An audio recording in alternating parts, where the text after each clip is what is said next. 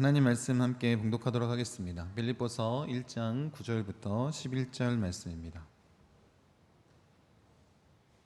내가 기도하노라 너희 사랑을 지식과 모든 총명으로 점점 더 풍성하게 하사 너희로 지극히 선한 것을 분별하며 또 진실하여 허물 없이 그리스도의 날까지 이르고 예수 그리스도로 말미암아 의의 열매가 가득하여 하나님의 영광과 찬송이 되기를 원하노라. 아멘. 이 말씀에 의지해서 주 안에서 기쁨이 넘치는 길쌈교회 사랑을 점점 더 풍성하게 라는 제목으로 하나님 말씀 함께 나누길 원합니다. 우리 옆에 계신 분들과 이렇게 인사하겠습니다. 그리스도인은 예수님의 사랑을 풍성하게 누리는 자들입니다. 함께 인사하겠습니다. 그리스도인은 예수님의 사랑을 점점 더 풍성하게 누리는 자들입니다. 아멘. 네. 우리가 그렇게 우리 안에 예수 그리스도의 사랑이 넘쳐나길 원합니다. 오늘 특별히 맥주감사 주일로 우리가 예배를 드리지만 우리 길쌈교회를 위해서 본문은 계속해서 우리 길쌈교회에 관련된 본문으로 말씀을 나누길 원합니다. 맥주감사절 우리가 어떤 마음으로 주님 앞에 나아가길 원하냐면 우리 반년 동안 우리를 또 지켜주시고 또 우리에게 선한 열매를 맺게 하신 그 하나님께 감사하는 마음으로 우리 나아가길 원합니다. 여러분, 우리가 오직 은혜 안에서 서로를 심장에 품은 그런 사랑의 공동체 아니겠습니까? 바울이 끝까지 복음을 위해 달려갈 수 있었던 이유가 무엇이냐면 구원의 은혜를 베풀어 주신 하나님과 또 예수 그리스도의 심장으로 품은 그 빌립보 교회 성도들이 있었기 때문에 그 일을 감당하며 나아간 것 아니겠습니까? 여러분, 우리에게도 동일하게 그 하나님과 그 믿음의 권속들이 있지 않습니까? 여러분, 우리가 서로 그 풍성한 사랑을 누리며 그렇게 나아가는 자들이 되기 원합니다. 오늘 본문에서 바울은 빌립보 성도들 향해 그 실질적인 사랑의 모습을 나타내 보여주고 있습니다. 우리 9절 말씀 같이 한번 읽겠습니다. 내가 기도하노라 너희 사랑을 지식과 모든 총명으로 점점 더 풍성하게 하사. 여러분, 그리스도인들이 신앙생활하면서 예수 믿으니까 좋다, 행복하다, 또 예수 믿는 맛이 이거지 라고 느낄 때가 언제냐면 성도 간의 격려가 되고 좋은 만남, 그 교제를 경험했을 때입니다. 또 성령의 강력한 임재가 있는 그 예배를 통해서 우리가 그것을 누릴 수 있는 것 아니겠습니까? 여러분, 그래서 바울은 앞서 이 빌립보 성도들로 인해서 그 기쁨과 감사가 넘쳐난다 라고 고백하고 있습니다. 그리고 이제 그 사랑의 모습을 어떻게 나타내냐면 내가 기도하노라, 이렇게 본문 우리 서두에 나타내고 있습니다.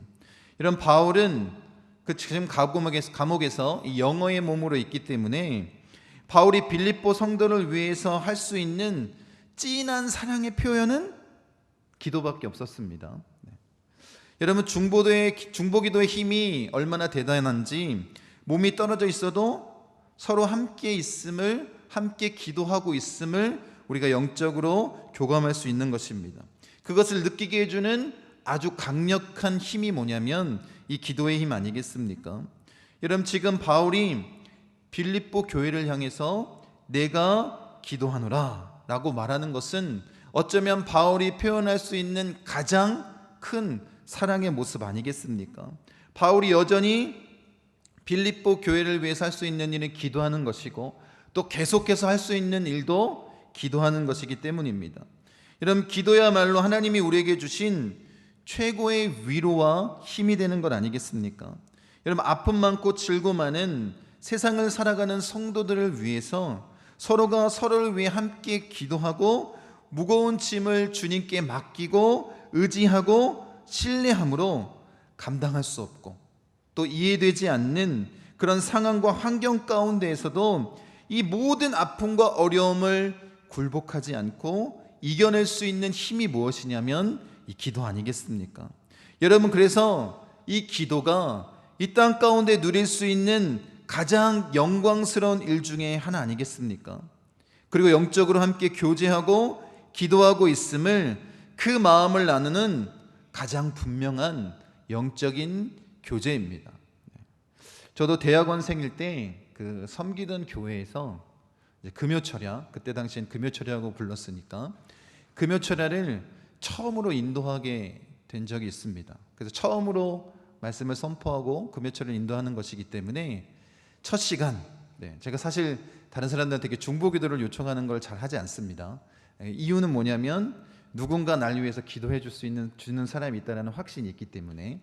그래서 말씀을 전했는데 마음이 너무 어려운 거예요. 두렵고 떨리는 마음이 있어서 그 다음에 금요철을 갈 때는 저와 교제하고 있는 친구들에게 다 얘기를 했습니다. 내가 이 시간에 금요철을 인도하니까 날 위해 기도해 줘라. 여러 명에게 이 얘기를 했습니다. 그리고 그날도 이제 금요철을 인도하러 단위에 올라섰는데 굉장히 두렵고 떨리는 마음이 계속 유지되는 거예요. 그래서 마음이 참 어려웠습니다. 그래서 속으로 기도하고 눈을 딱 뜨고 단위에 딱 섰는데 갑자기 제 마음 가운데 한 사람이 나를 위해서 기도하고 있다는 강력한 마음이 들었습니다. 그 마음을 경험하니까 두려움이 사라지더라고요. 그리고 굉장히 하나님의 은혜가 넘치는 그런 금요 철야를 인도했던 기억이 있습니다. 그래서 제가 어떻게 했냐면 학교에 돌아가서 제가 중보기도 부탁했던 사람들한테 일부러 물어봤어요. 너 나를 위해서 기도했냐? 근데 그거 아시죠? 기도한다고 놓고 기도 안 하면 어때요? 표정이 다르잖아요. 대부분의 친구들이 그런 거예요. 근데 그때 저를 위해서 기도했던 마음이 들었던 그 친구에게 물어봤습니다. 너 나를 위해서 기도했냐? 그때 그 친구가 이렇게 얘기하더라고요. 너를 위해서 그때 대학원생 그 학교에 지하 기도 성전이 있었거든요. 기도하는 예배당이 있었습니다. 거기서 기도했다라는 거예요. 여러분, 거리가 1시간이 떨어져 있든 2시간이 떨어져 있든 상관없습니다. 영적인 교제, 그 마음을 온전히 누릴 수 있는 것이 무엇이냐면 이 중보기도 아니겠습니까? 그래서 바울이 뭐라고 얘기하고 있다고요? 내가 기도하노라.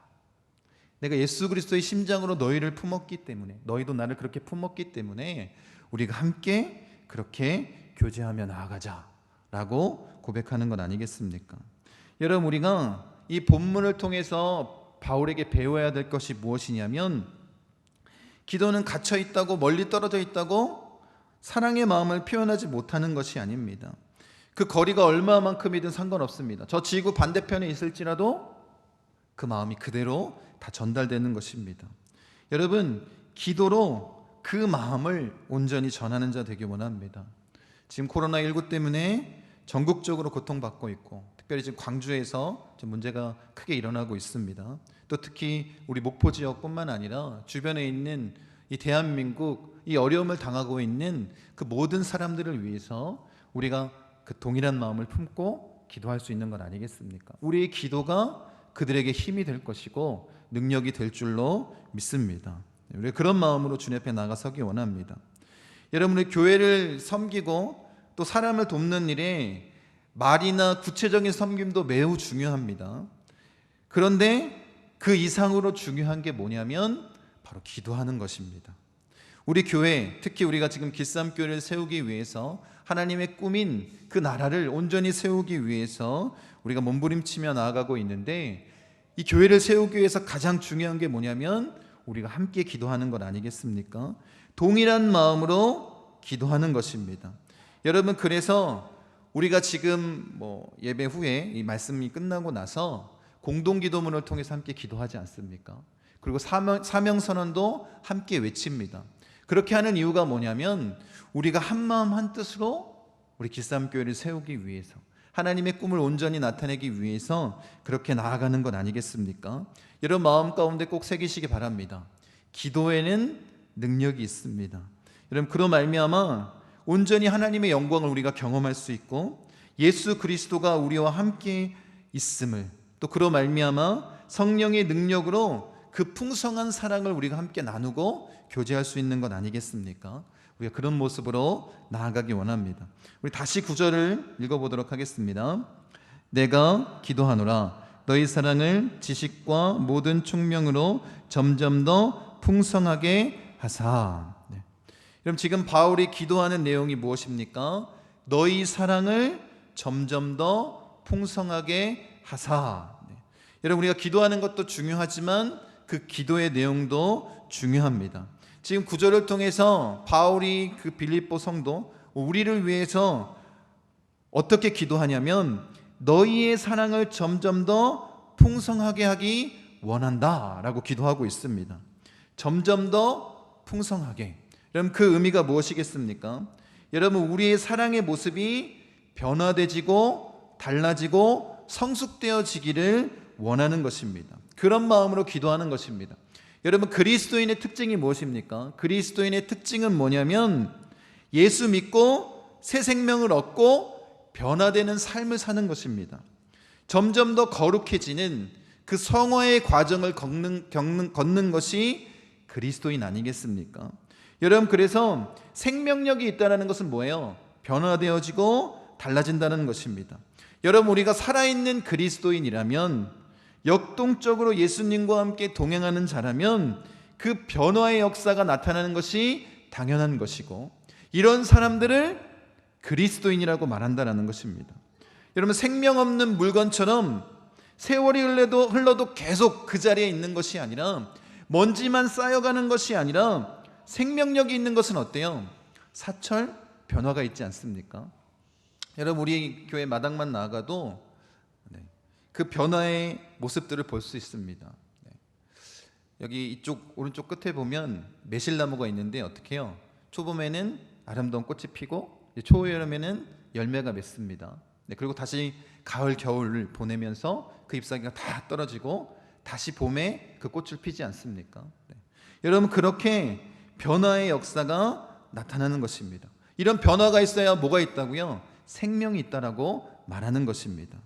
여러분, 우리가 그리스도인이라면, 예수의 제자라면 나는 죽고 예수로 사는 자라라고 고백하는 그리스도인이라면 우리의 삶에 변화가 있어야 된다는 것입니다.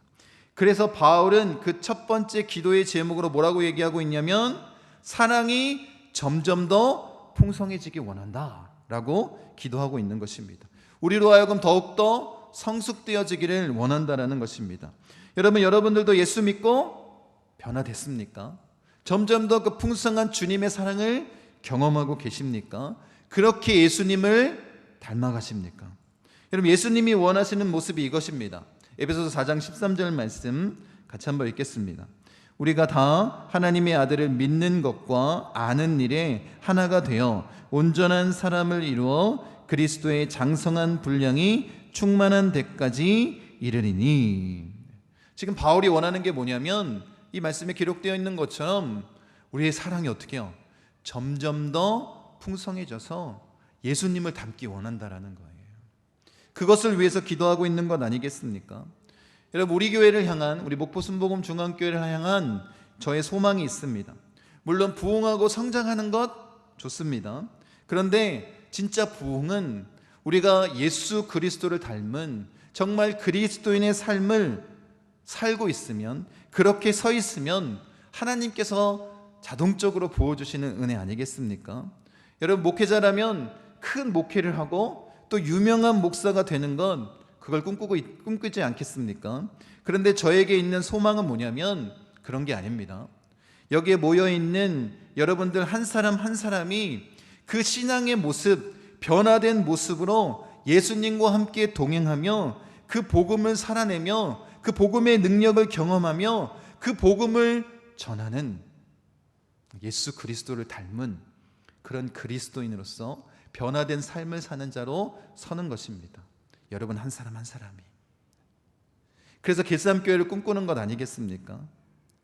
여러분, 우리가 해야 될 일이 무엇이겠습니까? 우리가 그리스도인이라면 뭐가 필요하다고요? 변화가 필요합니다. 달라져야 되는 거예요. 세상과 전혀 다른 모습으로, 거룩한 모습으로 우리의 삶의 자리에서 그렇게 생명력 있는, 영향력 있는 그런 사람답게, 그리스도인답게 서 있어야 되는 것 아니겠습니까? 여러분, 우리의 인격과 행동과 말과 모든 삶의 모습에서 사랑이 점점 더 풍성해지는, 그렇게 예수 그리스도를 닮기 원합니다. 여러분, 바울이 빌립보 성도를 위한 기도를 기억하십시오. 달라져야 한다. 점점 더 풍성해져야 된다. 성숙해 가야 된다 라고 말하고 있습니다. 여러분, 우리도 이 마음으로 함께 기도하고 변화되고 아름답게 예수님의 모습을 닮아가기 원합니다. 그렇게 기스함교회를 세우길 원합니다. 여러분, 사랑이 점점 더 풍성해지기를 기도하는데 어떻게 그렇게 될 수 있는지를 이렇게 얘기하고 있습니다. 우리 9절 말씀 다시 한번 읽겠습니다. 내가 기도하노라 너희 사랑을 지식과 모든 총명으로 점점 더 풍성하게 하사. 어떻게 말하고 있습니까? 지식과 모든 총명으로 라고 말하고 있습니다. 여러분, 사람이 살아갈 때 지식이 필요합니다. 여러분, 한글을 모른다면 정말로 불편하지 않겠습니까? 여러분, 운동할 때도 마찬가지입니다. 그 운동하는 방법을 그 지식적으로 먼저 알고 있다면 운동하는 것이 재밌을 것입니다. 전혀 모르는 상태에서 하는 것보다. 또 지금 이 시대는 이런 지식을 갖추기를 원하고 있지 않습니까? 그래서 특히 우리나라가 이 학구열이 대단한 것 같습니다. 그리고 이제는 그 지식이, 그 정보가 돈이 되는 시대가 되었습니다. 앞으로는 또 어떻게 바뀔지도 모르겠습니다. 그래서 많은 사람들이 지식을 갖추길 원하고 그 방법으로 좋은 대학 가길 원하고 한국 사회가 그렇게 부추기고 있는 건 아닙니까? 근데 지금 말씀드리고 싶은 것은 무엇이냐면 이거예요. 여러분들도 어떻게 해요? 세상의 지식을 쌓는 데에는 그렇게 열정적이지만 과연 이 신앙적인 지식을 쌓는 데에 여러분들이 열정적이냐라는 거예요. 여러분 마음은 어떻습니까? 사실 한국교회의 가장 큰 문제가 이것이 결여되었다는 것입니다. 여러분, 오늘 본문에 쓰인 이 지식 한번 보세요. 제가 적어왔는데 이 지식에 대한 헬라어의 의미가 뭐냐면 하나님에 대한 알미입니다. 그러니까 복음과 진리에 대한 이해를 나타내는 것이고 세상에 대한 바른 이해로 실제적이고 온전한 알을 뜻하는 단어입니다. 이런 지식이 우리에게 필요하다는 거예요. 여러분, 이 알을 소홀히 한다면 우리의 인생에 있어서 가장 중요한 것을 놓치며 살 수밖에 없다는 것입니다. 여러분, 우리가 그리스도인인데 하나님을 아는 지식이 없다면 어떻게 되겠습니까? 그 복음의 진리를 온전히 깨닫지 못한다면 어떻게 되겠습니까? 이 마음을 우리 호세아 선지자에게 이렇게 말씀하십니다. 말씀 같이 한번 읽겠습니다. 4장 1절 말씀입니다. 이스라엘 자손들아 여호와의 말씀을 들으라. 여호와께서 이 땅 주민과 논쟁하시나니 이 땅에는 진실도 없고 인애도 없고 하나님을 아는 지식도 없고. 그래서 어떻게 되냐면 6절입니다. 내 백성이 지식이 없으므로 망하는도다.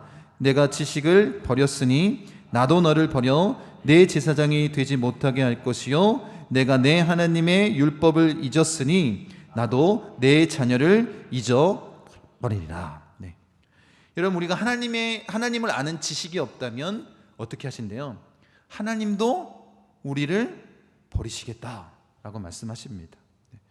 하나님과 관계가 없는 자가 된다는 것입니다. 여러분, 그래서 우리가 이 하나님을 아는 지식에 관심을 가져야 되지 않겠습니까? 여러분, 이 하나님을 아는 것, 그 진리를 통해서 복음을 통해서 하나님의 자녀로 온전히 서기 원합니다. 그래서 잠언서 기자는 뭐라고 얘기하냐면 여호와를 경외하는 것이 지혜의 근본이요 거룩하신 자를 아는 것이 명철이니라 이렇게 말하고 있습니다. 여러분, 오직 이 지식에서 우리가 자라가길 원합니다. 그래서 예수님이 분명하게 우리에게 이렇게 말씀하십니다. 요한복음 17장 3절 말씀입니다. 같이 한번 읽겠습니다. 영생은 곧 유일하신 참 하나님과 그가 보내신 자 예수 그리스도를 아는 것이니이다. 여러분, 뭐라고 말씀하고 있습니까? 우리에게 가장 필요한 것이 영생인데 그 영생이 뭐라는 거예요? 유일하신 참 하나님을 아는 거예요. 그리고 그가 보내신 자 예수 그리스도를 아는 것이다 라고 말씀하고 있습니다. 여러분, 세상의 지식으로 충만해지기 위해서 목숨 거는 자가 아니라 이 하나님을 아는 지식으로 충만해지기 원합니다. 그러면 세상이 채울 수 없는 가장 귀한 것, 그 영생이 우리의 것이 되는 것 아니겠습니까? 여러분, 그 아는 지식은 경험적으로 아는 알미 아닙니다. 여러분, 지금 아시아에서 가장 잘하는 축구 선수가 손흥민 아니겠습니까? 여러분, 이걸 아는 사람들 다 여기 계신 분들 다 알고 있죠? 혹시 있을지 모르겠지만, 여러분, 근데 손흥민과 개인적으로 친한 사람 있습니까? 네, 없겠죠? 네, 있으면 죄송합니다. 네. 여러분, 여기서 말하고 있는 이 아는 지식은 뭐냐면 그냥 지식적으로만 아는 것이 아니라 어떤 알미일까요? 관계적인 알미를 얘기하고 있는 거예요. 그러니까 여러분들이 하나님과의 관계를 통해서 그런 지식, 정말 하나님을 알기를 원한다라고 말하고 있습니다. 여러분, 우리가 진짜 그 지식이 충만하면 어떤 일이 벌어지냐면 모든 총명으로 이렇게 얘기하고 있습니다. 여러분, 이 총명에 해당하는 헬라어가 한번 보세요. 제가 적어왔는데 같이 한번 보겠습니다. 감각과 관련 있는 단어로 통찰력이라고 번역되기도 하고 안목이라고 번역되기도 합니다. 이 총명이 뭐냐면 통찰력이라고 생각하시면 좋을 것 같습니다. 이 의미를 뭐라고 얘기하고 있냐면 모든 총명이라고 얘기하고 있다는 거예요. 그래서 세상적인 것과 영적인 것을 다 포함하는 것입니다. 이런 통찰력을 통해서 매우 힘든 결정을 할 상황에서 적절한 판단을 내릴 수 있는 역량이 뭐냐면 이 총명입니다. 여러분, 그러니까 하나님을 아는 지식, 이 영적인 지식을 통해서 할 수 있다는 거예요. 이 세상적으로 선택하는 그 모든 일들 가운데에 가장 뛰어나게 그것을 선택하고 판단할 수 있는 분별력을, 통찰력을 우리에게 주신다라는 것입니다. 여러분, 잘 아시지 않습니까? 한 사람의 인생이 뭘로 결정돼요?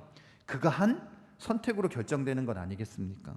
여러분, 우리가 바른 선택하기 위해서 이 모든 총명으로 우리를 인도하시는 그 하나님을 경험하기 원합니다. 여러분, 우리가 온전한 하나님을 아는 지식과 모든 총명으로 사랑이 점점 더 풍성해지기를 원한다라고 기도하는 것 아니겠습니까? 여러분, 서양에서 인재를 분류하는 그런 방법이 있습니다. 첫 번째는 북스마트라고 부릅니다. 이 사람은 어떤 사람이냐면 책을 많이 읽어서 지식을 습득한 사람. 그러니까 쉽게 이해하자면 좋은 대학 나오고 좋은 교수 밑에서 박사 학위를 받는 뭐 이런 사람이라고 우리가 얘기할 수 있습니다. 사실 우리나라 사람들이 제일 원하는 이 인재 스타일이 뭐냐면 이 북스마트 형입니다. 그 둘째로는 스트리트 스마트라고 얘기합니다. 네. 여러분, 많은 책을 읽은 것도 아니고 좋은 학교를 나온 것도 아닙니다. 그런데 자기 분야에서 산전수전을 다 겪으면서 그 노하우를 몸으로 직접 경험한 사람을 이 스트리트 스마트라고 부릅니다. 여러분, 이 두 사람 중에 어떤 사람이 더 뛰어난 인재라고 말합니까? 말할 수 없습니다. 왜냐하면 장단점이 다 있기 때문입니다. 어떤 상사가 더 좋은 리더냐라고 묻는다면 우리가 답할 수 없습니다. 북스마트는 많은 지식을 갖고 있을지 모르겠지만 이 스트리트 스마트에게 없는 이 경험으로 축적된 결단력이 아마 그에게는 결여되어 있을 것입니다. 그래서 이 둘을 합친 이상적인 인재를 딥스마트라고 부릅니다. 2005년에 이와 같은 제목으로 이 하버드 대학에서 연구를 진행했다고 합니다. 영어에서는 더 진한 블루를 딥블루라고 부릅니다. 그러니까 이 딥스마트의 의미가 이 두 인재를, 이 북스마트와 스트리트 스마트를 합친 그런 인재 형태를 나타내는 것 같습니다. 그러니까 의미가 뭐냐면 고도의 내적인 힘이 있고 단순한 시장이나 단순한 기술을 넘어 전체적인 통찰력을 가지고 이끌어가는 리더를 말하는 것입니다. 그게 지금 뭘 의미하는 거냐면 오늘 본문에 나와 있는 모든 총명을 얘기하고 있는 거예요. 여러분들은 어떻습니까? 이런 총명으로 바른 선택을 하고 싶지 않으십니까? 그걸 주님이 원하시는 거예요. 여러분, 우리가 영적으로 하나님을 아는 지식에 충만하면 세상적으로도 그런 모습으로 나타날 수 있다는 거예요. 모든 총명으로. 여러분, 그런 모습으로 우리가 나아가기 원합니다. 그렇게 우리의 인생에 하나님이 원하시는 대로 가장 좋은 방향으로 선택해 나아가는 자 되기 원합니다. 바울이 이 모든 것을 담아서 우리에게 이렇게 기도한 것입니다. 다시 한번 보겠습니다. 너희 사랑을 지식과 모든 총명으로 점점 더 풍성하게 하사. 이 마음으로 기도한 거예요. 여러분, 우리가 그리스도인이라면 어떻게 된다고요? 계속해서 변화되는 삶, 점점 더 거룩해지는 자가 되어야 되지 않겠습니까? 생명력 있는 자가 되어야 되지 않겠습니까? 그 변화의 역사를 나타내기 위해서 우리가 정말 사랑하는 자들을 위해서 이렇게 기도하기 원합니다. 바울이 지금 얘기한 것처럼 사랑이 점점 더 풍성해지기를 원하는데, 그것은 하나님을 아는 지식, 그 복음의 진리를 아는 오직 예수 그리스도를 통해서 그 깊은 만남으로 인하여 알게 되는 참된 알므로 말미암아 모든 총명, 모든 통찰력, 세상의 지식뿐 아니라 영적인 지식으로 가장 합당한 결정을 내릴 수 있는 그 총명함 안에서 온전해지기를 원한다. 이런 기도를 우리가 하기를 원합니다. 여러분들도 그렇게 여러분들과 함께 교제하고 있는 자들에게, 특별히 여러분의 자녀들에게 그렇게 기도해 주기를 원합니다. 그렇게 주님 앞에 나아가기 원합니다. 여러분, 바울이 어떤 마음으로 빌립보 성도를 위해서 기도하고 있는지 우리가 정말 그 마음을 담기 원합니다. 여러분, 우리가 지금 함께 이 빌립보서를 나누면서 정말 주 안에서 기뻐하는 길쌈교회의 모습이 무엇인지, 그 기쁨이 넘치는 길쌈교회를 세우기 위해서 우리가 함께 말씀을 나누고 있지 않습니까? 그래서 지금 나누고 있는 이 말씀들을 여러분 마음에 깊이 간직하기를 원합니다. 그리고 그 말씀을 실천하기 원합니다. 마치 우리가 함께 나누는 말씀이 이런 역할을 하기를 원합니다. 마음을 열어주는 101가지 이야기에 나오는 그런 내용입니다. 간략히 이야기하자면 이 호주 뉴햄프셔 주에 그 호수에 사는 소년과 아버지가 있었습니다. 그리고 호수 중간에는 섬이 하나 있었는데 그 섬에 낚시터가 있어서 이 아버지와 이 소년이 낚시를 자주 하러 갔던 것 같습니다. 그리고 그쪽에서는 이 호주나 이런 데서는 자연보호를 잘 하고 있기 때문에 아마 이 농어 낚시를 하는데 그 농어 낚시를 잡지 못하는 금어 기간이었던 것 같습니다. 그리고 낚시하러 간 날이 언제냐면 바로 하루 전날, 이 금어기가 끝나는 날 낚시하러 갔습니다. 이 소년이 같이 아버지하고 밤을 새면서 낚시를 하고 있는데 갑자기 낚싯대가 크게 휘어지더니 이 소년이 여태까지 잡아보지 못한 그런 큰 물고기라는 것을 직감했습니다. 그래서 열심히 낚시를 하고 있는 이 모습을 아버지가 보면서 흐뭇해했습니다. 그리고 한 20분 정도의 그 사투 가운데에 물고기를 들어 올렸는데 정말로 자기가 여태까지 잡아보지 못한, 그리고 앞으로도 잡아보지 못할 정도의 큰 물고기가 올라왔습니다. 너무 좋았겠죠? 막 기뻐하고 있는데 이제 좀 어둡기 때문에 성냥을 켜고 그 물고기가 어떤 물고기인지를 확인했습니다. 근데 그 물고기가 뭐냐면 농어였던 거예요. 그래서 아버지가 시계를 확인했습니다. 시계가 몇 시였냐면 10시인 거예요. 2시간이 지나면 상관없는데 이 2시간 때문에 금어기간에 딱 걸린 겁니다. 그래서 이 아버지가 뭐라고 얘기했냐면 놔줘야 된다 라고 얘기했습니다. 여러분이 그 소년의 마음이었으면 어떻게 했습니까? 그래서 아빠! 하고 큰 소리로 외쳤습니다. 그리고 이 소년이 한 게 뭐냐면 주위를 둘러본 거예요. 주위를 둘러보니까 낚싯배도 없고 낚시하는 사람도 없습니다. 무슨 의미인지 알겠죠? 그 눈으로 다시 아버지를 쳐다본 거예요. 아무도 보는 사람 없습니다. 근데 아버지가 그 굳은 표정으로 이미 아들에게 얘기한 것, 그 마음을 고치지 않을 거라는 것을 이 아들이 알았어요. 어떻게 했을까요? 정말 안타까운 마음으로 이 농어를 놔줬습니다. 그리고 한 30년이 흘렀습니다. 이 소년은 뉴욕시에서 성공한 건축사가 되었고 가끔 이 아버지 집에 놀러와서 이제 자신의 아들, 딸들과 함께 그 섬에서 낚시를 즐기곤 합니다.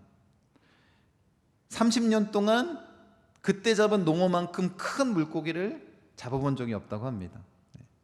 그런데 생의 순간 스쳐가는 생각과 도덕성에 이렇게 막 부딪힐 때 그 큰 물고기를 생각한다는 것입니다. 농어 사건은 그에게 이 농어라는 이익보다 올바름을 선택하는 원리가 됐다는 거예요. 여러분, 그날 농어를 가져왔다면 가족들이 정말 맛있게 식사를 나눴을지도 모르겠습니다. 그런데 그것은 농어를 놓아주며 얻었던 그 큰 인생의 좌표가 되는 교훈과는 비교할 수 없었을 것입니다.